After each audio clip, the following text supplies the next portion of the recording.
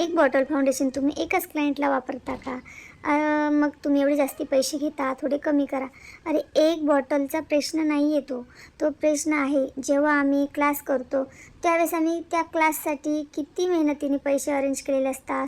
कोणी सोनं मोडून करतं, कोणी काय करतं, कोणी काय करतं. लहान लहान लेकरं कोणाच्या म्हणजे भरोशावर ठेवून आम्ही क्लासला जातो, वेळ देतो आणि एक बॉटल फाउंडेशन तुम्ही आज हिशोब काढताय, पण तो एक मेकअप परफेक्ट आम्हाला येण्यासाठी आम्ही 100 बॉटल वेस्ट केलेले आहे. त्याचा पण तुम्ही हिशोब धरा ना.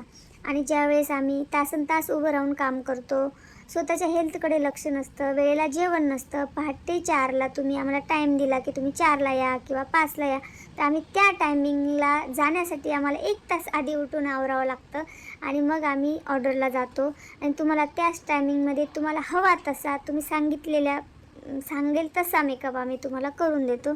ह्या टायमिंगचं काय असं आपण जेव्हा कुठे कामाला जातो तर सकाळी जातो, संध्याकाळी घरी येतो. त्या टायमिंगमध्ये पण आपण त्यांना ते काम करतो त्याचा आपल्याला मोबदला मिळतो ना. त्यावेळेस तर आपले काही प्रोडक्ट वेस्ट होत नाही, पण आपण त्यांच्यासाठी काम करतो म्हणून तेव्हा पैसे मिळतात. तसंच हे पण आहे.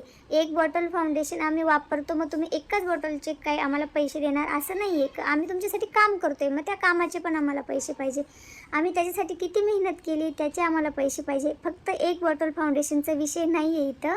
इथं आम्ही जो तुम्हाला वेळ देतो त्याचे पैसे.